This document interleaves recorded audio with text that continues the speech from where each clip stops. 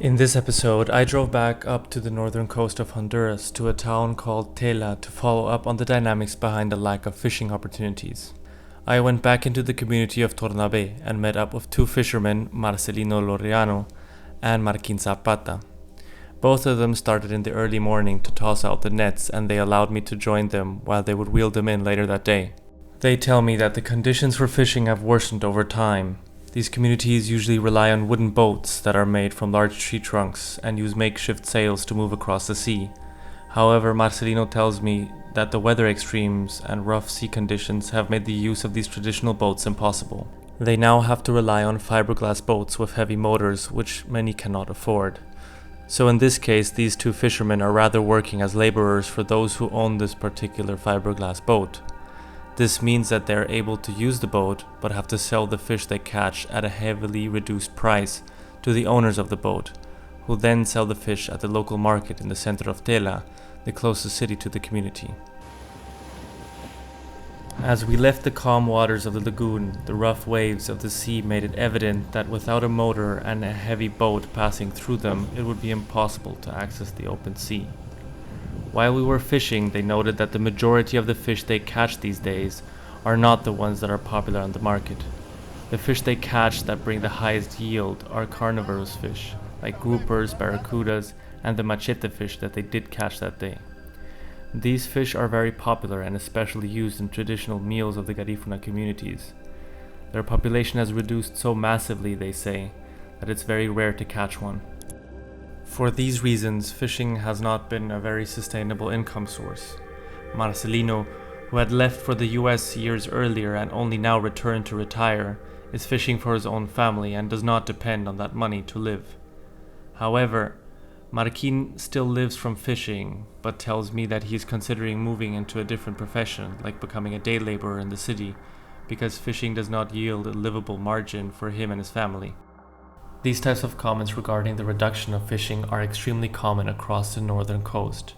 But the question remains on what is causing this reduction of the fish population and if it is possibly linked to climate change.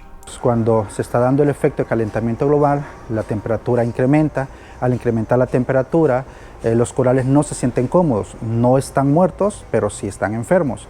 Entonces, parte de ese proceso en el cual están, la zoozantela se separa del coral, provocando el color blanco característico durante esta temporada, y eso es por la temperatura elevada. Si la temperatura no se regula nuevamente, la zoozantela no regresa. Si la zoozantela no regresa, entonces automáticamente el coral está sentenciado a morir. Entonces se necesita como el equilibrar la temperatura de los océanos para que los corales estén en una temperatura apta para que se dé esta interrelación con los zoozantela de manera adecuada. Y como sabemos, si mueren los corales, automáticamente todo el ecosistema alrededor morirá también. He added that 2023 has been one of the warmest years on record for the northern coast. A large number of coral reefs died, making it harder for fishermen to catch anything, as fish populations live in a symbiosis with the coral reefs and move away when these die. Julio took me with him on one of the dives that he organized with a small organization called Tela Divers. During the descent, the visibility was extremely limited, which is the result of the heavy rainfalls and rough seas. The murky water, I was later told, protects the corals from the heat of the sun, but Mario and Julio tell me that this is just temporary, and that during the summers the water becomes clear and heats up more and more. When I arrived at the bottom, I could see the massive white spots on an otherwise colorful spectacle that is the coral reef. The white spots start from the corners of any coral and eats itself through until the coral is completely white and dies. Other parts already seemed entirely abandoned by the otherwise extremely diverse species housing in the corals. The reef really did seem dead.